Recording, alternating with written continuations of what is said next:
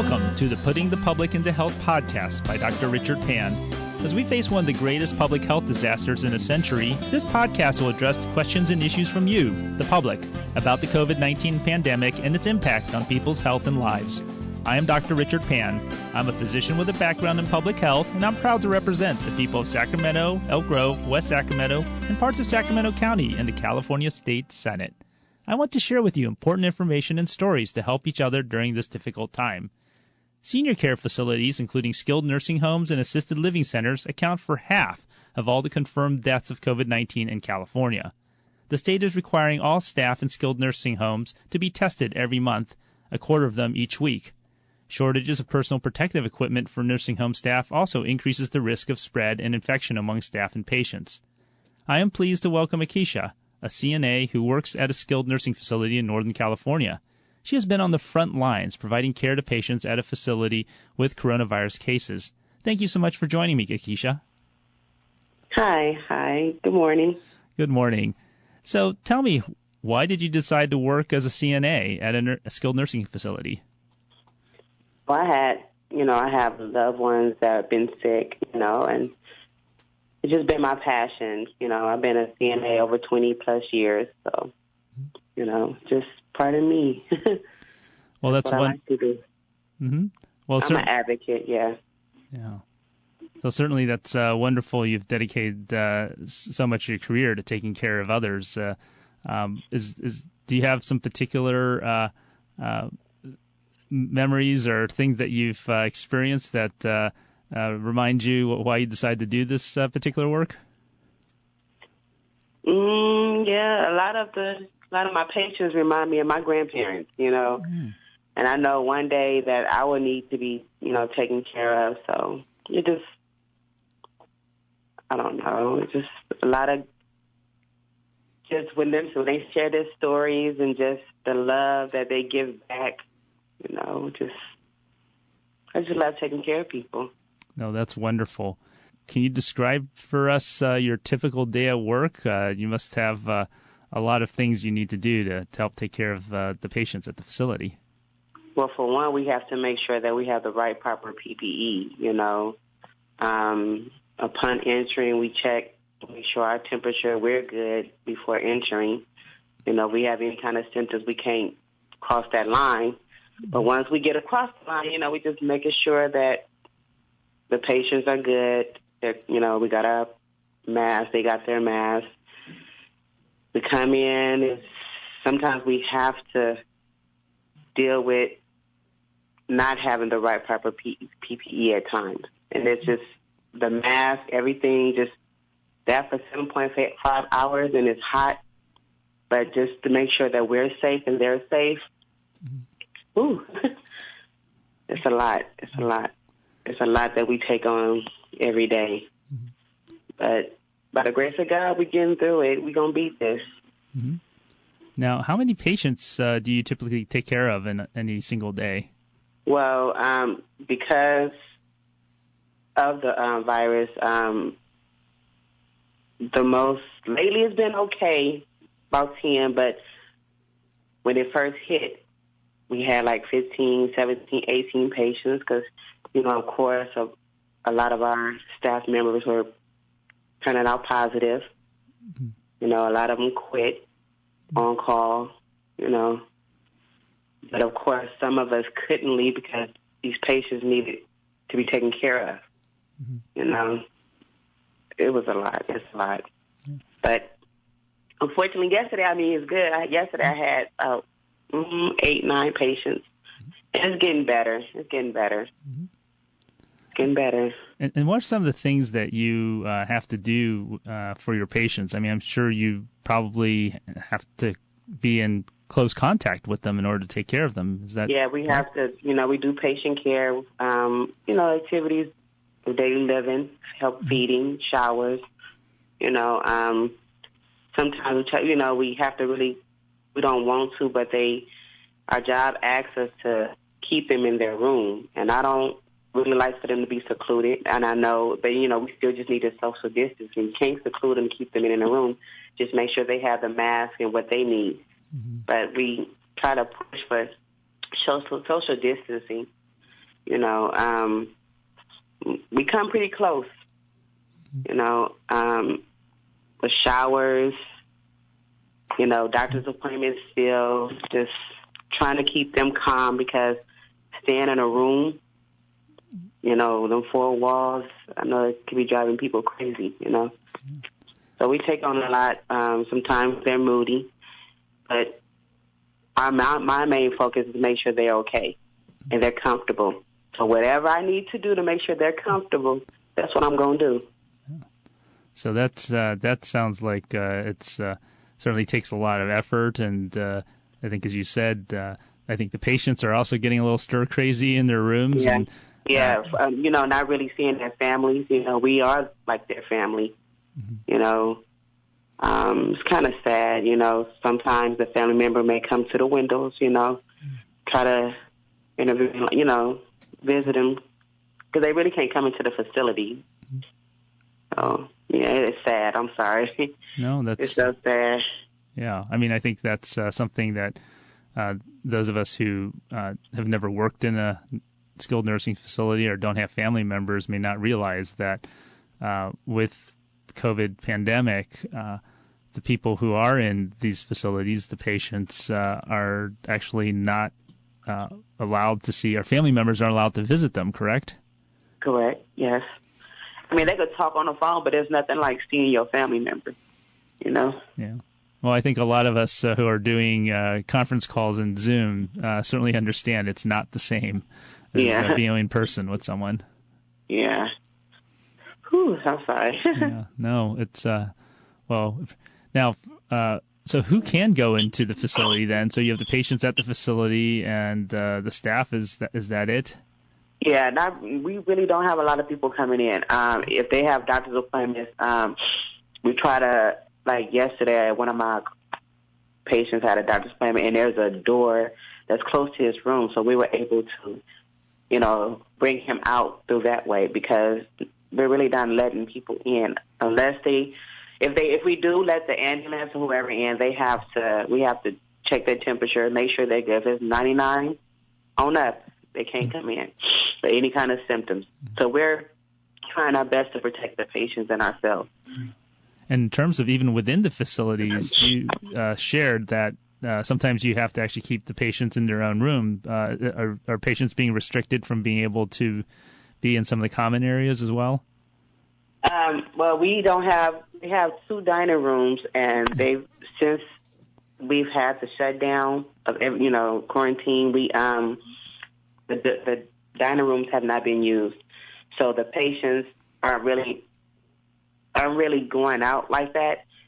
Maybe out in a hallway for maybe 10, 20, maybe 30 minutes, and then we try to ask for them to, you know, just go back into their rooms, and it just try to keep the spread, you know, of the virus, and just try to encourage them to keep their mask on.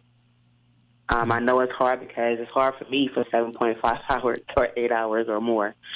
So, yeah, they really don't, we only have like two dining rooms, so no, they really don't go to too many places. The facility is not really that big, so, yeah.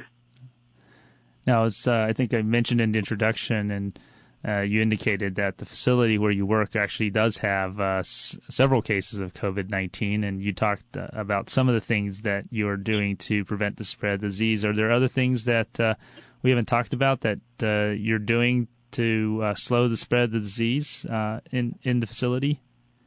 I know we're making sure that they're deep cleaning a lot of the rooms, even us CNAs, even though they're short, housekeepers as well. We're trying to make sure we disinfect everything. As far as like when we serve the trays, everything is disposable.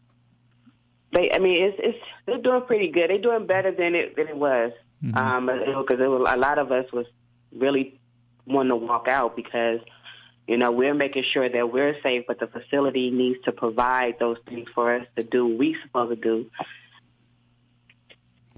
Well, maybe we can talk about, because you mentioned about PPE, and so that's the personal protective equipment to help protect, first of all, the staff from being infected, but also more importantly, it prevents the patients from being infected.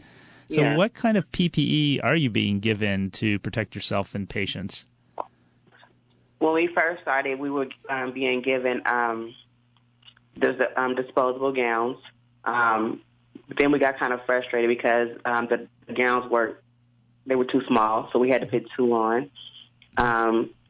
Now the ones that we have, they're kind of like plastic, so we sweat a lot faster in them. And we presented it to our corporate office, and we told them, we just want to wash our own gowns to make sure that it's getting clean right and properly, because we don't want them to be washed with the patient's stuff. Mm-hmm. Well, I happened to walk into the laundry and I seen that they did mix it. So I presented to corporate and I'm like, this can't be. Mm-hmm. You know what I'm saying? This is not safe at all. And so they took care of it. So far they got better, like disposable gowns, more face shields, N95 masks, everything that we need now because we don't want the spread. So the numbers went down. A lot of people graduated, and we don't have too much of a problem with the PPE. Mm-hmm. Every time there's an issue, I'm one of the ones that I don't have no problem going to the upper management or whoever and tell them this is not right. I'm an advocate for the elderly and the sick, mm-hmm. and for my coworkers. It's really hit hard when you got your coworkers out and your patients that you've grown so close with that, is no longer here. So what is the general mood in the facility among the patients and the staff? I believe we all got a lot closer. Mm-hmm. A lot of it's like we're family. Like there's been a lot of emotions since all of this has taken place. But there's nobody quitting. We're here for the patients and we're here for our coworkers. Mm-hmm. COVID-19 is no joke. Yes, well, that's a good reminder to people. I mean, you're on the front lines and you're seeing this. So you did mention like no one quit, so that's good to hear. So I was wondering whether people got frustrated or decided to leave their jobs because of what they were seeing. Yeah, it was a lot of people that left, and then a lot of them came back, and I was just I told them, I said, we have the right proper PPE. Thank God that the state is helping us to provide shelter for those that don't want to take it home to their family. So we are getting the help that we need, to provide all the care, and protecting our loved ones and our patients and our, coworkers. Yeah. And I did talk earlier about the state requiring more testing, but has there been enough testing in your facility for people to feel comfortable about knowing who might be infected and who isn't? Yeah. We get tested every Thursday. Matter of fact, I had my test done yesterday. It's getting a lot easier. At first, I couldn't take it. It was just really painful, and I couldn't see myself doing this every Thursday, but it's good to know. Everybody I come in contact with, I do let them know that I work for a facility, that's COVID-19. Let them know I've been tested and my status. But, yeah, the testing is awesome. I'm glad that I hated it at first, but it's okay with me now. Okay. For me to know. Now, there's plenty of testing going around. I don't see no problems at my job when it comes to getting tested. Well, that's good to hear. Now, of course, you don't just work at the nursing home facility. You have a family at home, and you have loved ones when you return home. Are you worried about the health of your loved ones given your job? Yeah, my parents are elderly, so I let them know when I'm coming, and like sometimes I may have a package that comes there. I just tell them to leave it outside. My parents, they got masks and everything on too, so I make sure that they're stocked with masks, gloves, and all that. So I don't really too much. I'm at a room right now, so I really don't. I go check in on the family and then come come back here. So I'm not even really around my family right now until all of this is over. But I'm encouraging them to get tested as well because they still go out and about. And my parents, like I said, they have medical, health issues as well. My daughter has asthma, so I really try to make sure that they're safe with their mask. And I'm letting them know because they see it on the news what's going on at my job. They're calling me constantly, you okay, you okay? Yes, I'm okay, I'm okay. I trust God. I know God got me covered, So but I just try to encourage them to play it safe, This is real. Yeah. This is really real. Mm-hmm. So is there anything else you might want to tell the public about COVID-19 and being a frontline worker, taking care of people while this pandemic is going on? Well, for one, make sure you're always washing your hands, covering your mouth, protecting yourself and your loved ones.